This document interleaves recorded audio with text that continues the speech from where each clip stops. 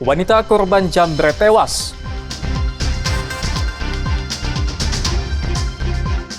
Terlilit hutang, Kades gelapkan dana desa. Relawan bangun rumah belajar untuk anak pesisir.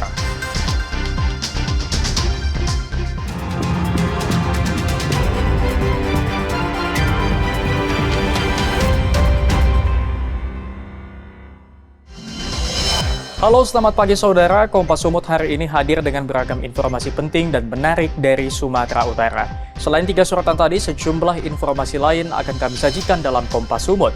Bersama saya, Emir Syapurba, inilah Kompas Sumut selengkapnya di Kompas TV, independen terpercaya.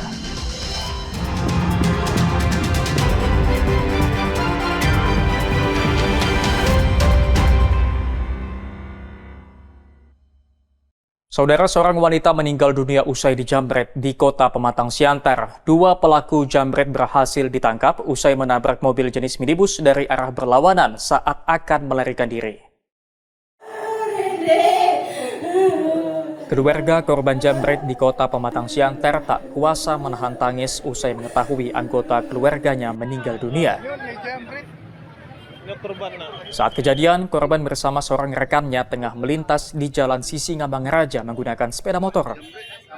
Secara tiba-tiba, kedua pelaku yang menggunakan sepeda motor tanpa plat langsung menarik tas korban. Korban yang berupaya mempertahankan tasnya terlibat aksi tarik-menarik dengan pelaku. Naas, korban terjatuh dan menabrak pohon sehingga meninggal dunia. Sedangkan 2 pelaku berhasil diamankan warga setelah menabrak sebuah minibus tak jauh dari lokasi kejadian. Korban tewas teridentifikasi bernama Rini, warga Kecamatan Tapian Dolok, Kabupaten Simalungun, langsung diserahkan kepada keluarga. Sedangkan temannya yang mengalami luka serius terpaksa menjalani perawatan di rumah sakit. Pelaku penjambretan terhadap korban, di mana kronologisnya pada saat melakukan penjambretan, pelaku dengan korban sempat tarik-menarik. Kemudian pada saat tarik-menarik, jambret berhasil mengambil barang daripada korban sehingga dikejar oleh korban, yang kemudian pada saat dikejar terjadilah kecelakaan lalu lintas. Sedangkan kedua pelaku akan dilakukan pemeriksaan oleh petugas setelah mendapat perawatan medis. Armendo Sinaga, Kompas TV, Pematang Siantar, Sumatera Utara. Saudara, 5 pelaku pencurian sepeda motor yang merupakan satu keluarga ditangkap polisi. 4 pelaku diantaranya terpaksa dilumpuhkan dengan tembakan karena nekat melawan petugas saat akan ditangkap.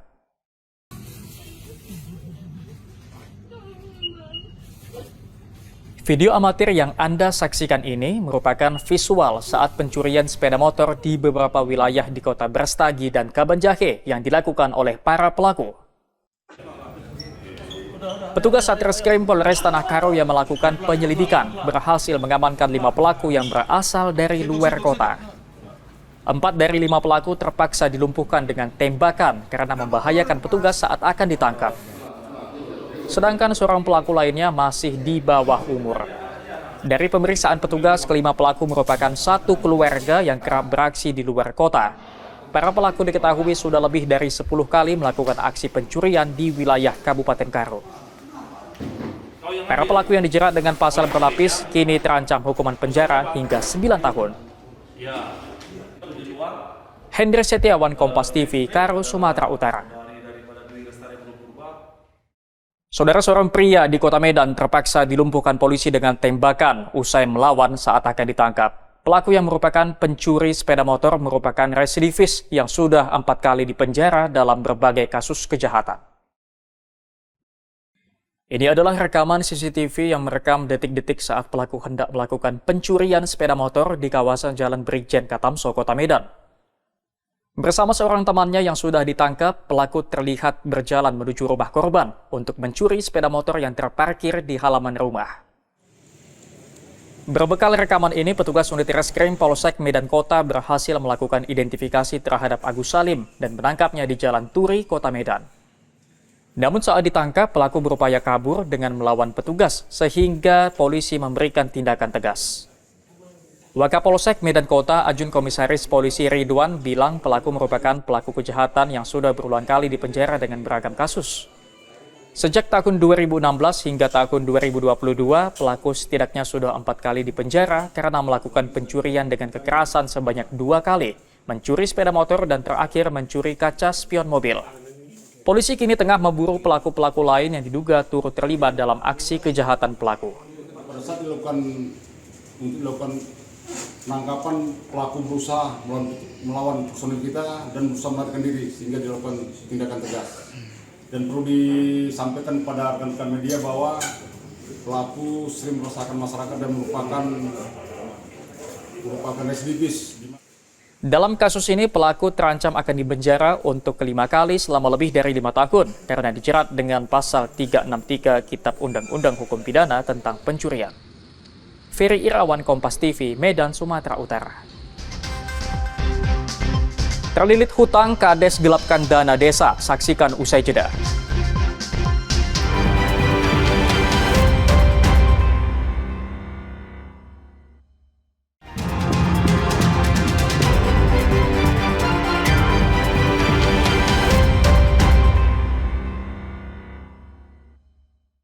Masih bersama saya, Emir Syahpurba dalam Kompas Sumut. Saudara, petugas Polres Padang Sidempuan menangkap seorang kepala desa akibat menggelapkan dana desa senilai ratusan juta rupiah. Pelaku nekat melakukan penggelapan untuk membayar hutang kepada rentenir.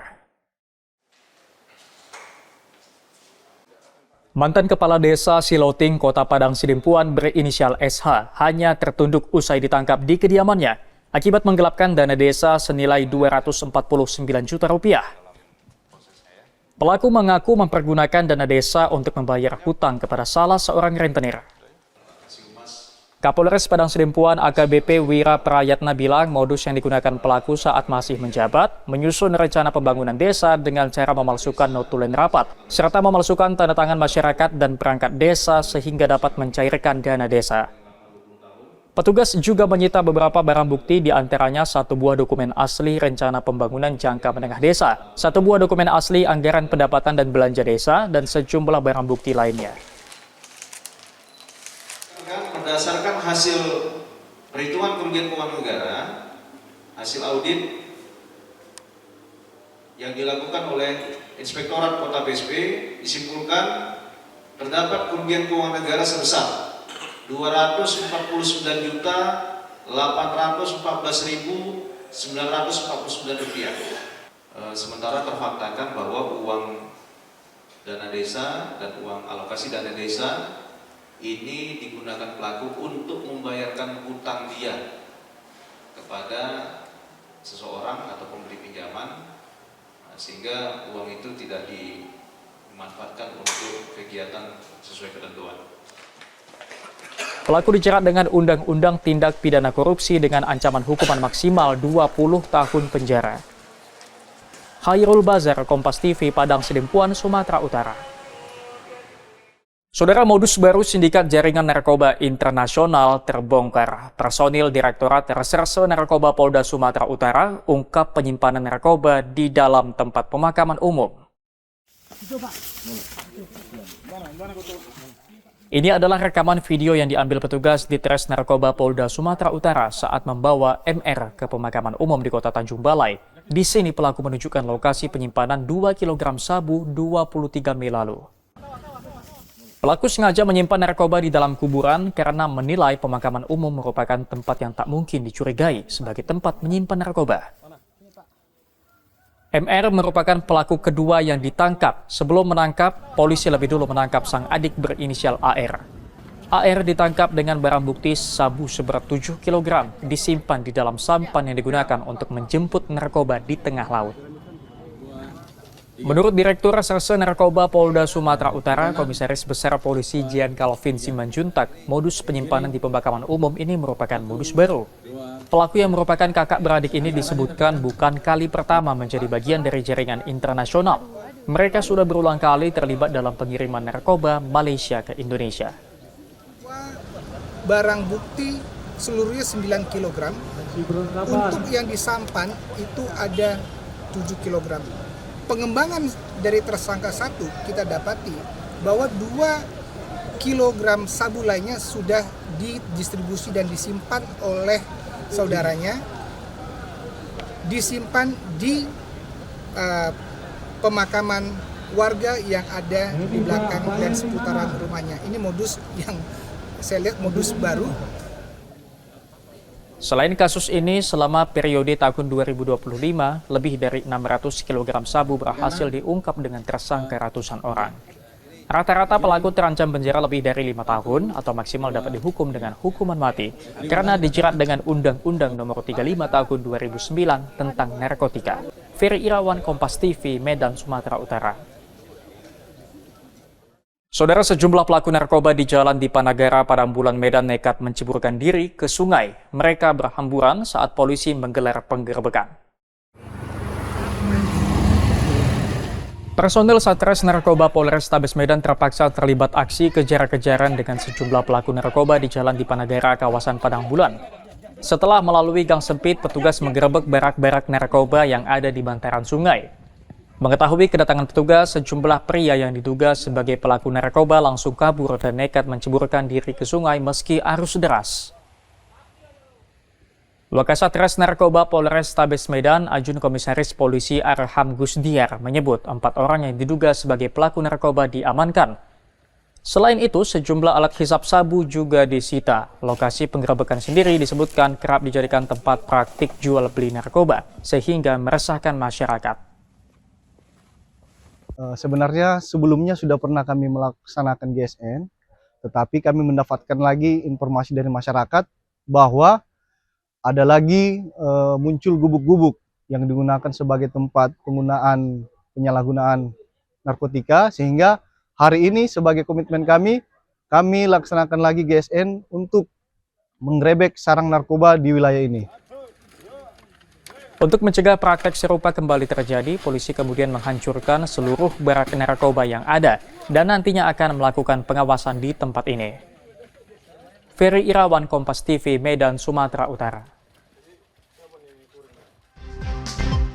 Relawan bangun rumah belajar untuk anak pesisir, saksikan usai jeda.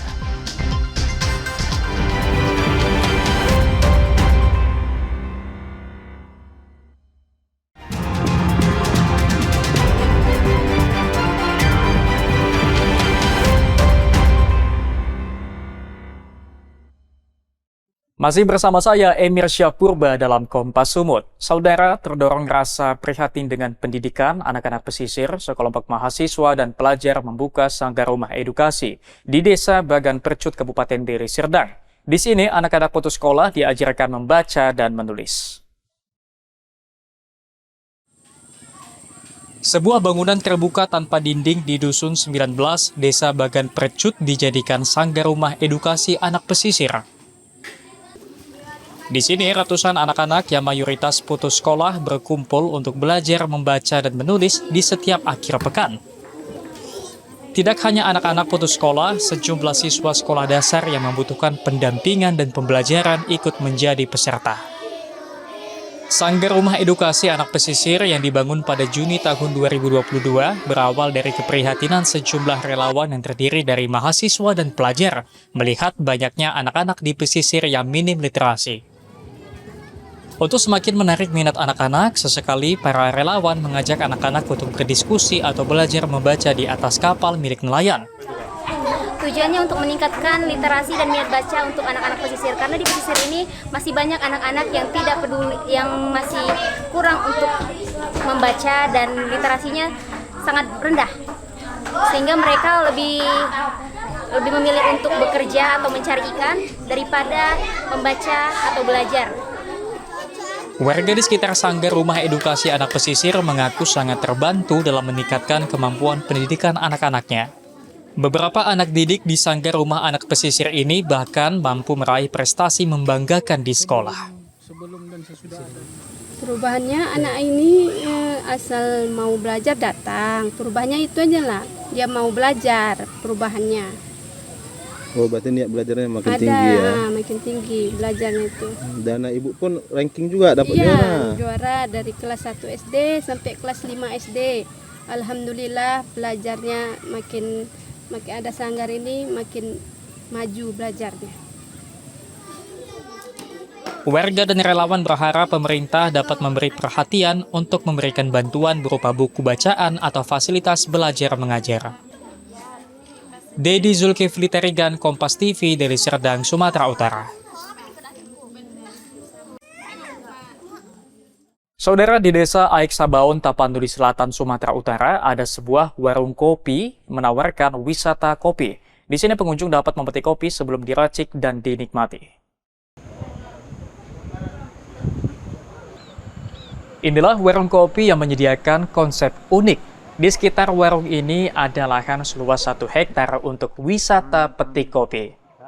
Di lahan ini, pengunjung dapat merasakan pengalaman memetik kopi sebelum menyeruput kopi yang sudah diracik. Dengan panorama alam dan asri dapat memanjakan para pecinta kopi, apalagi pengunjung dapat membayar seikhlas hati. Kopi yang disuguhkan berupa olahan kopi Arabica dengan proses full wash dan menghasilkan sensasi fruity yang menjadi pilihan para penikmat kopi. Untuk rasanya keduanya sangat mantap. Kalau yang suka original, mungkin yang kopi hitam dengan gula aren ini oke. Oke Bang, selain cita rasa, lokasi di sekitar seperti apa? Iya, lokasi sekitar, karena ini dekat Sibiu-biu ya, jadi sangat sejuk. Kemudian lebih untuk yang pencari ketenangan, yang suka baca, ya seperti saya yang suka menulis, bolehlah datang ke sini. Bisa sambil berwisata, berekreasi, sambil ngopi dan sambil makan. Oke Bang. Awalnya pemilik warung Dirtiawati Harahap sekedar menanam kopi, kemudian muncul ide mengolah serta menyuguhkan olahan kopi miliknya beberapa tahun lalu. Respon positif pengunjung membuat Dirtiawati memilih bertahan menjalankan usahanya. Kita menyediakan jenis kopi Arabica dan Robusta. Arabica itu ada beberapa proses pengolahan, salah satunya natural, wine atau fruity, lebih banyak dikenal orang, dan yang biasa untuk diminum adalah full wash. Konsepnya seperti apa Kak? Konsep sejauh ini di Tiana adalah minum sepuasnya, bayar seikhlasnya. Kenapa konsep ini dibuat? Biar masyarakat luas bisa mencicipi kopi yang enak. Jika kita buat patokan harga, maka akan orang sekitar merasa itu tidak wajar dengan harga segitu, karena Tiana Kopi itu tempatnya berada di daerah.